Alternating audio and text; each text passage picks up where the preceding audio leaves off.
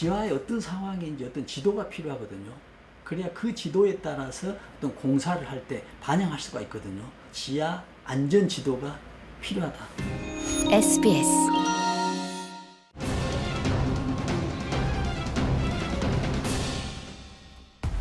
서울 도심에서 또다시 땅꺼짐이 발생했습니다. 5년간 발생한 땅꺼짐만 1000여 건. 올해 8월까지 전국에서 69건의 땅꺼짐이 발생했는데요. 불안해요. 잇따라 발생하는 땅꺼짐 사고, 원인과 대책은 무엇일까? 빅데이터로 알아본 땅꺼짐 사고, 지하 공동 등의 단어가 등장합니다. 지난 금요일 오후 10시경 서울 동대문구 제기동, 횡단보도 바로 앞. 왕복 4차선 도로로 차량 통행이 많은 곳인데요.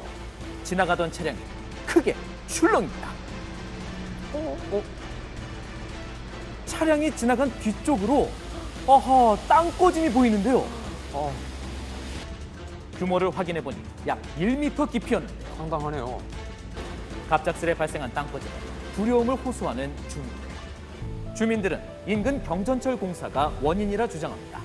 공사 시작 후부터 전조 증상이 있었다는 건데요. 발파 작업 후 도로 보수 횟수가 늘었다고 말합니다. 전문가도 경전철 공사가 원인으로 추정된다고 말합니다. 지하를 파고 있지 않습니까? 지하를 파다 보면 기존에 있는 지하의 물길이 바뀌어요. 그러다 보면 기존에 있는 그 지하의 물길은 빈 공간으로 남아있겠죠. 그럼 위에서 힘이 작용하면 이제 무너지는 거죠. 땅꺼짐은 계속 발생하고 있는데요. 5년간 이틀에 한 번꼴, 올해 8월까지 벌써 69건이 발생했습니다. 이틀 전엔 인천 송도, 지난 금요일에 인천 서구에서도 땅꺼짐이 발생했는데요. 2019년 국토교통부는 올해까지 땅꺼짐 발생 빈도를 줄이겠다 했지만 현황은 그대로인 상황입니다.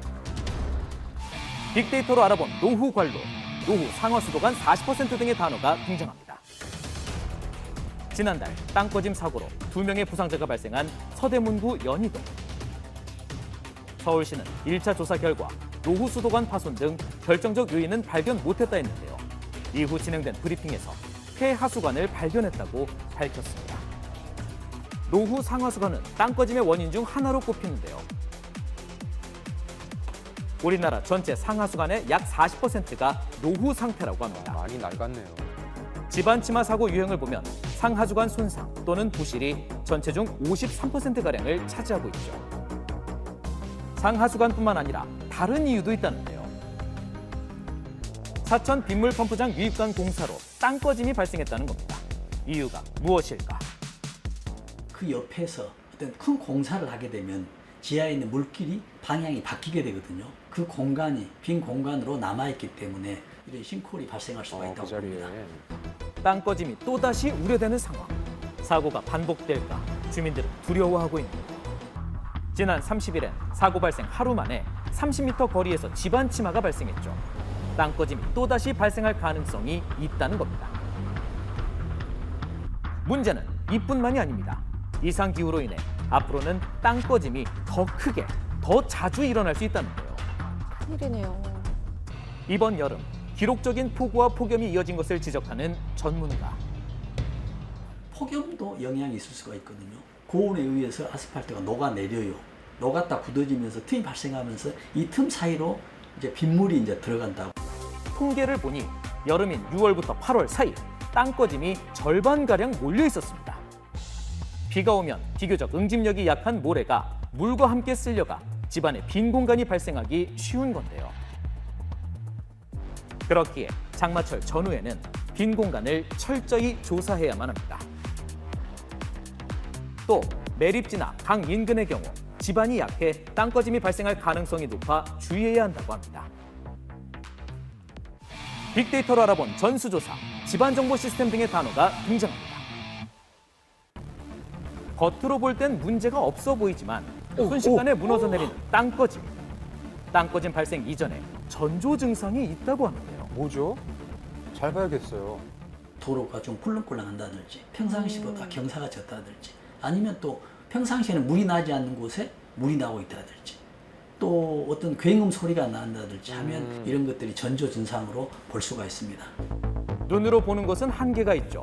전자파 신호로 지하를 탐지하는 GPR 조사도 있습니다. 지금까지 지하 2m까지만 확인했지만 더 깊게 볼 필요가 있다는 전문가. 정밀도가 높은 어떤 투과 장비를 도입해서 밑에 지하를 전수적으로 조사하는 것이 필요하다고 봅니다. 국토교통부는 연말까지 특별 대책팀을 운영하고 국가 지하 안전관리 기본계획을 수립하겠다고 밝혔습니다.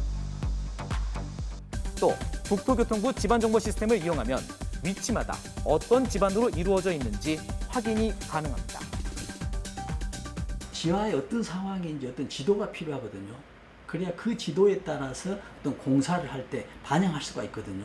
지하 안전 지도가 필요하다. 도심 한복판에서 또다시 안전이 꺼졌습니다. 지하 안전관리가 시급하다는 신호인 만큼 안전한 대책이 필요합니다.